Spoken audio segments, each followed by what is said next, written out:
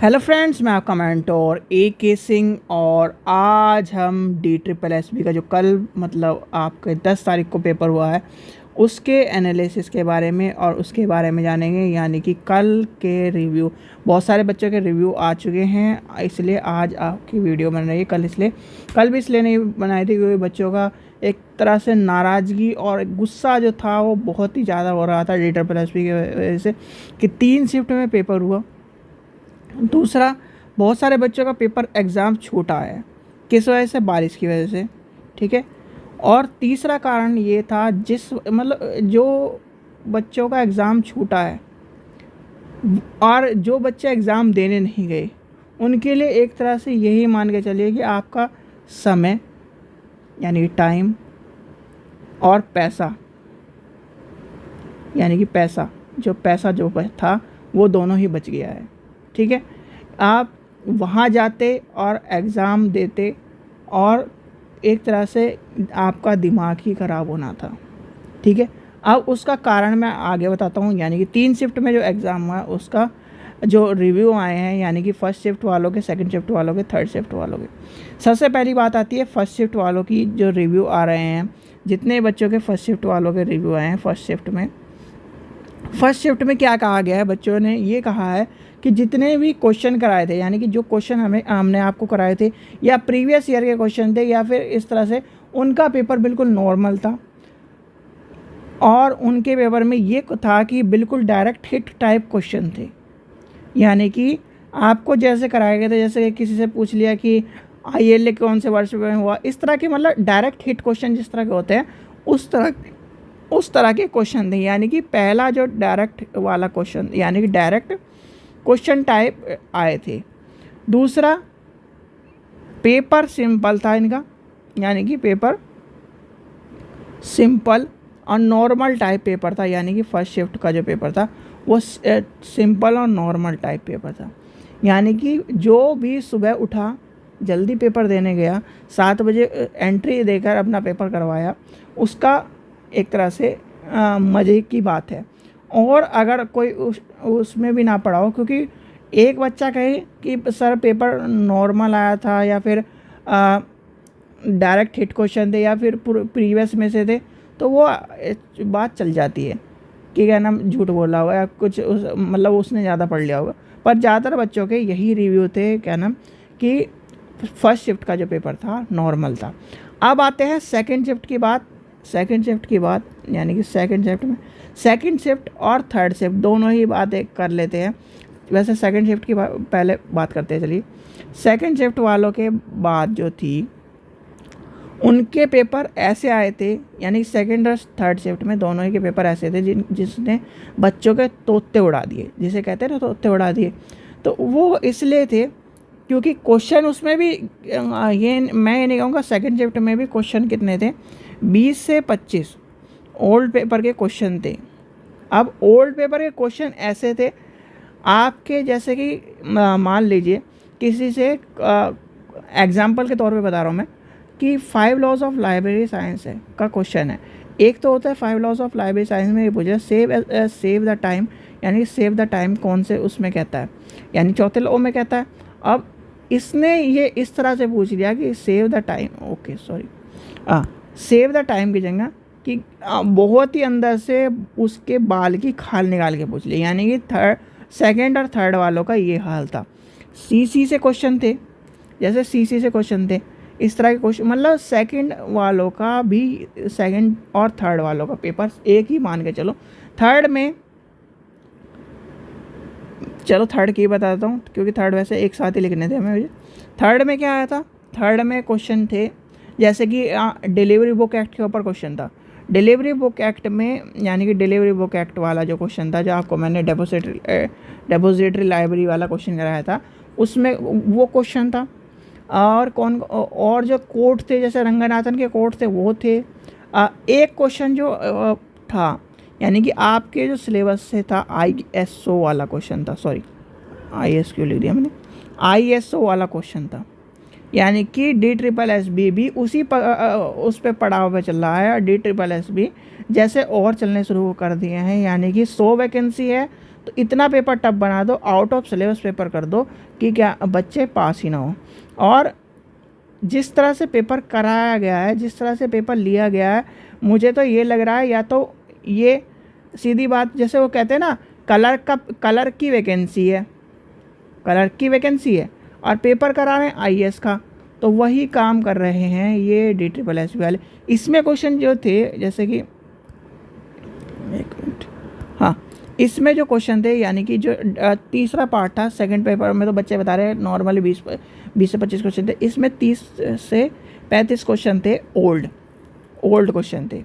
ठीक है, old question थे, और ओल्ड क्वेश्चन वही फिर इस तरह से पूछे गए थे घुमा फिरा के, यानी कि जो नॉर्मल बच्चा जो ओल्ड पेपर को पढ़ के गया है, ठीक है, जो नॉर्मल बच्चा ओल्ड पेपर को पढ़ के गया है, उन 35 क्वेश्चन को नहीं पहचान सकता, बिल्कुल भी नहीं पहचान सकता, क्योंकि इस तरह से घुमा फिरा के कैनन ऑफ, यानी कि कैनन ऑफ क्लासिफिकेशन से 2 क्वेश्चन थे थर्ड शिफ्ट में, ISO से क्वेश्चन थे, आपका डिलीवरी बुक एक्ट से क्वेश्चन थे, आपसे जो SLA का पूछा गया है, ए कार्टर का।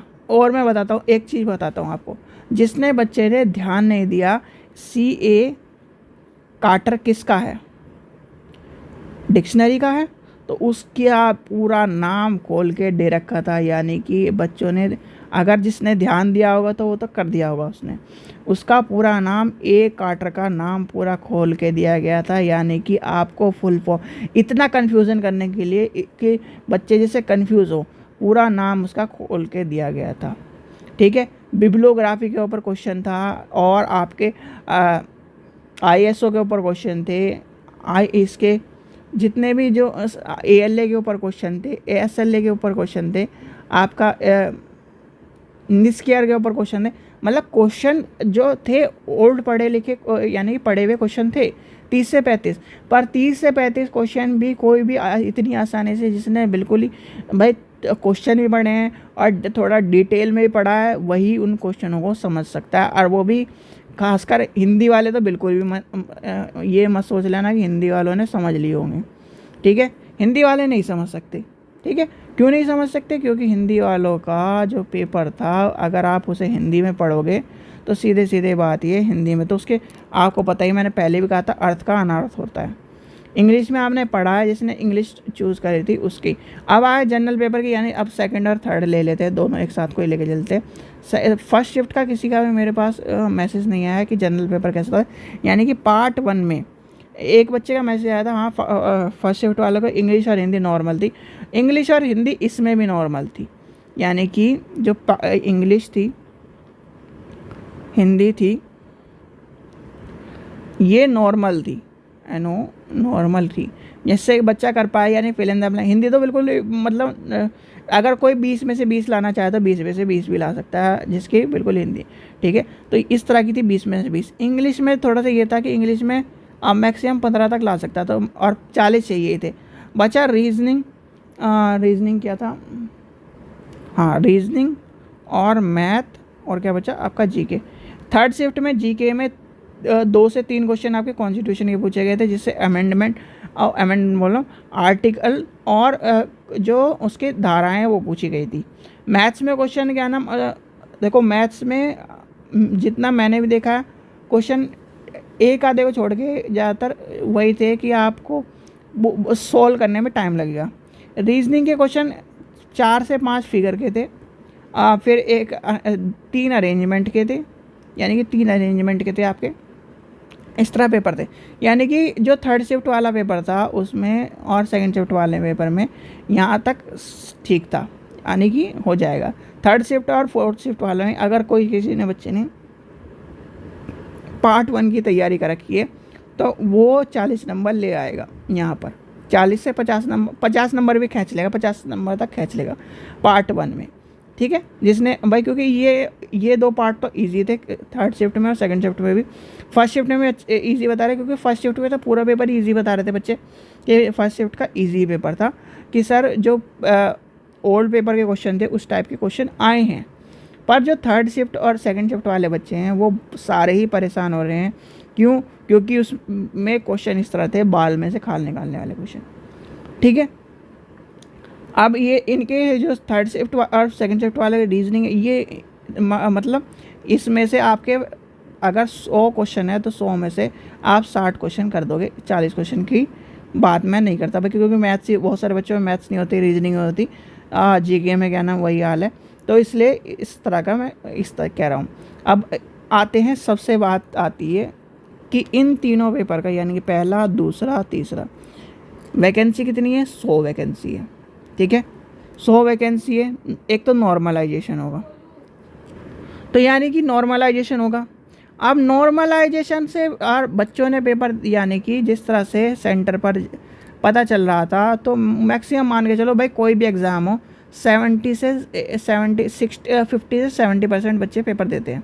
तो और जैसे मैंने भी ऑब्ज़र्व किया है थर्ड शिफ्ट में, जैसे मेरा शास्त्री नगर में आपको पता है 2 शिफ्ट 2 वो थे, यानी कि शास्त्री नगर वाले में उसमें पहला आईओ जोन और सेकंड आईओ जोन। ऐसे ही नोएडा में होगा first IO zone, second IO zone, क्योंकि वहाँ पे भी 2 ये करवाते हैं, 2 तरह से एंट्री करवाते हैं, first IO zone, second IO zone.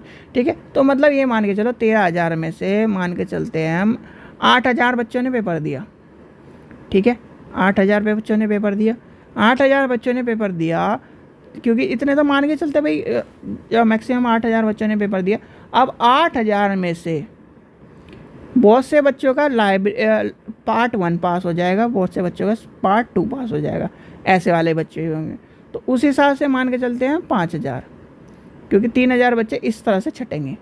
ठीक है, अब आते हैं जो बच्चे दोनों को पास कर लेंगे, यानी कि दोनों में क्या 40% का क्राइटेरिया पूरा करके एग्ज़ाम पास कर लेंगे। अब आएगी बात यहाँ पर जो मेरिट्स लगती है, जिसमें आपकी एंट्री होगी। अब इसको किससे यानी कि एक तरह से किस तरह से, अब ये मान के चलते 5,000 हो गया, यानी कि 5,000 डिवाइड किससे करेंगे हम? 100 से डिवाइड करेंगे, तो यानी कि 0 से 0, इससे 0 से 0, तो ये बचा कितना? 1 पे 50, इस तरह ही बचा भाई। यही तो होता है, मैथ ऐसे ही तो काटते हैं। तो यानी कि 1 पे 50 बच्चा, यही रेशियो आएगा। दूसरी बात क्या आएगी? DSSB ने जो सिलेबस है DSSB का, उसके अकॉर्डिंग आपका पेपर नहीं आया है, यानी कि सिलेबस के अकॉर्डिंग के अनुसार पेपर है नहीं। ठीक है, ये बात ध्यान कर लो। उसके बाद जो बच्चे रो रहे हैं, यानी कि DSSB का जो लाइब्रेरी का पेपर जिनका छूटा है, वो रो रहे हैं कि हमारा पेपर छूट गया, बारिश ने ये कर दिया, फलाना ने कर दिया, ढिकड़ा कर दिया। अब उनकी बात बताता हूँ मैं। आपने पेपर छोड़ा, आपका ये एक तरह से ये सिंबल है कि भगवान आपके साथ जाति नहीं करना चाहता था, आपका दिमाग ख़राब नहीं करवाना चाहता था, आपको परेशान नहीं करना चाहता था। फर्स्ट शिफ्ट वालों का छूटा तो थोड़ा बहुत ये मान के चलो कि आपके बाई चांस, यानी कि एक तरह से बाई चांस से पास होने की थी। सेकंड शिफ्ट में और थर्ड शिफ्ट में अगर आपने पेपर दिया है, तो अगर देने की संभावना थी और उसमें आपका पेपर छूटा है, तो आपका सीधे सीधे ये मान के चलो कि आपका वहाँ जाकर पेपर में दिमाग ख़राब होना था। ठीक है, एक तो आपको पता है DSSB में 20-20 करके क्वेश्चन खुलते हैं कि अगर एक लॉक कर दिया तो पीछे जा नहीं सकते। दूसरी बात, लाइब्रेरी में इस तरह के क्वेश्चन थे कि आपने पढ़ा कुछ है और आया कुछ है, पढ़ाया आपने कुछ ओल्ड पेपर में या फिर इस तरह से प्रीवियस पेपर में या फिर कहीं से जो आपने सिलेबस में पढ़ा, आया कुछ और है। ठीक है, जो UGC नेट वाले बच्चे थे वो भी कह रहे थे कि क्या नाम, जो क्वेश्चन नेट के क्वेश्चन भी पूछेंगे, यानी कि आप पेपर बना कहाँ से, चलो अगर बता दूँ मैं, UGC नेट, DSSB और कौन से कराए थे, इसरो और कौन से कराए थे, KVS के कराए थे, और कौन से आपको कराए थे, राजस्थान। KVS छोड़ दो इसमें से। अब इन सब के जो ओल्ड पेपर के जो क्वेश्चन है वो भी ऐसे पूछा गया, यानी कि अगर आप नाक पकड़ते हो ना तो आप सीधे पकड़ते हो, यानी कि ये फेस है, ये नाक है और आपने इस तरह से सीधे पकड़ लिया। नहीं, इन्होंने कहा है कि हम नाक जो पकड़वाएंगे, आपकी इस हाथ को ऐसे घुमा के पीछे से ऐसे पकड़वाएंगे, तो यानी कि इस तरह से क्वेश्चन पूछे गए हैं। ठीक है, ओल्ड पेपर के क्वेश्चन इस तरह से पूछे गए। तो बच्चों जो आज का ट्रेंड चल रहा है, यानी कि लाइब्रेरी के एग्ज़ाम में यही बनाना चाह रहे हैं, कलर का एग्ज़ाम है, बनाना चाहते हैं आपको आईएएस। ठीक है, आगे क्या करना है?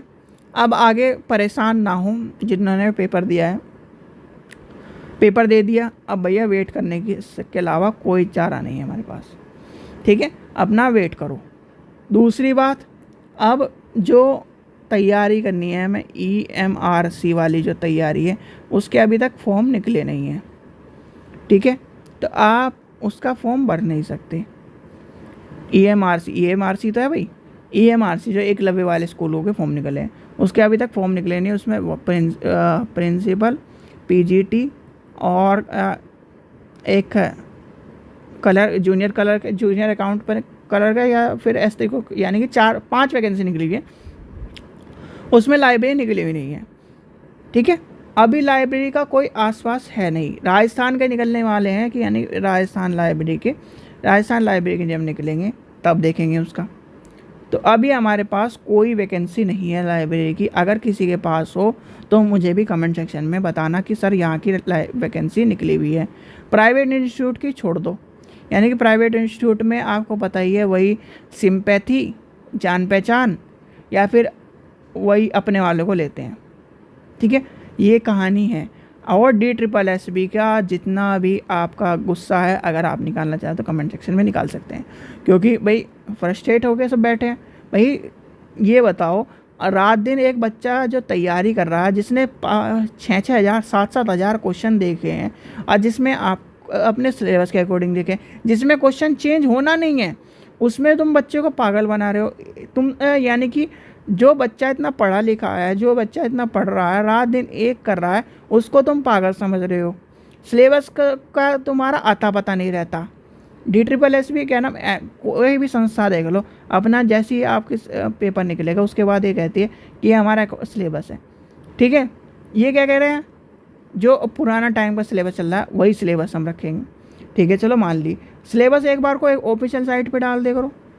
इसमें क्या डालते हैं कि इतना इतना ये है, ये किताब से आ रहा है, ये किताब से आ रहा है, यहाँ से पूछा गया, चलो मान लिया। अब कहीं से सिलेबस मिल भी जाए पुराना दुराना, उसके हिसाब से करा दें, या फिर उसका जो आपका सिलेबस है उससे कराएं, तो उससे देना नहीं। तो क्या करना है, सीधे सीधे बच्चों का, जैसे वो कहते हैं ना, बच्चों का पागल बना रहे हैं सब। ठीक है, और वैकेंसी कितनी निकालनी है, 100। उसमें भी क्या नाम, ये समझना है कि बच्चों पे एहसान कर दिया। तो ये तो एक तरह से ट्रेंड चला आ रहा है कि पिसना कौन है, बच्चा पिसना है। ठीक है, इनका तो काम ये है कि क्या नाम, बच्चे को परेशान कर दो। जो बच्चा रात दिन एक करके, जिसने क्या नाम अच्छी तरह से अपनी डिग्री लिए, चाहे वो कोई भी हो, अपनी डिग्री लिए, वो कर दो परेशान उसे। आज का ट्रेंड ये चला आ रहा है। ठीक है, तो ये अब पता नहीं क्या होगा। जैसे कि अगर नॉर्मलाइजेशन हुआ तो थोड़ा बहुत जो सिंपैथी है सेकंड और थर्ड वालों को मिल जाएगी। और नॉर्मलाइजेशन का भी आपको पता ही है, अगर KVS की तरह, यानी कि चलो मैं बता ही देता हूँ कि KVS की तरह अगर DSSB में हो गया तो भैया ये भूल जाओ, जिसने भी तैयारी करी थी, जिसने भी क्या ना फर्स्ट शिफ्ट हो, सेकंड शिफ्ट हो, थर्ड शिफ्ट हो, वो कहानी तो भूल ही जाओ। पर इस तरह का होगा नहीं। अगर हुआ भी तो भैया सब भूल जाओ, क्योंकि KVS में आपको पता ही है हरियाणा वाले बच्चे किस तरह से पास हुए थे। ये तो बोलने की बात नहीं, सबको पता है, पेपरों में भी सबको निकला हुआ है कि KVS में लाइब्रेरी में हरियाणा वाले बच्चे कैसे पास हुए। भैया 165 का ही मेरिट आती हुई देखी है क्या?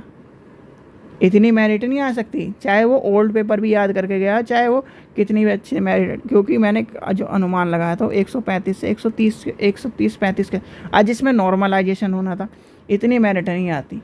ठीक है, अब वही है कि क्या नाम, हाथी मेरा है तो क्या नाम, मैं अपना कैसे उसे कहीं भी लेके चलूँ। वही कहावत ये पूरी कर रहे हैं कि हम पेपर करा रहे हैं तो हम किसी भी तरह से पेपर कराएं, किसी भी तरह से आंसर की दे दें। ठीक है, तो चलिए, और आप जो इतने बच्चे स्टूडेंट थे जिन्होंने क्या नाम पेपर दिया है, अपनी तरफ से आपने मेहनत करी, अपनी तरफ से आपने पेपर दिया, अब परेशान ना हो। अब अगली वैकेंसी जो आएगी हम उससे देखेंगे। ठीक है, वैसे राजस्थान की वैकेंसी आने वाली है, राजस्थान लाइब्रेरियन की वैकेंसी आने वाली है, उससे देखेंगे। और DSSP की वैकेंसी दोबारा निकलेगी, 300 से 400 वैकेंसी है, वो अभी निकलने की संभावना नहीं है। वैसे कह तो रहे हैं कि अभी निकलेगी, पर वही है अक्टूबर नवंबर या इस साल के आखिरी तक निकले वो, उसे देखेंगे। ठीक है बच्चों, चलिए अब जो भी बच्चे पेपर दे के आए अपनी तरफ से आप मेहनत करके आए, यानी कि हारे हुए तो नहीं हो, यानी कहावत है ना कि हार तो नहीं है, आपने पेपर दिया, अपनी तरफ से मेहनत करी, रात दिन पढ़े, पेपर दिया, परेशान मत हो। ठीक है, जो होगा आप ऊपर वाले पे छोड़ दो, आपका जितनी मेहनत करी, जितने आंसर करे, यानी जो भी है वो आ जाएगा रिजल्ट। ठीक है बच्चों, चलिए आशा करता हूँ आपको वीडियो पसंद आई। वीडियो पसंद आई तो लाइक करें, चैनल को सब्सक्राइब करें, वीडियो को ज़्यादा से ज़्यादा शेयर करें। Thank you.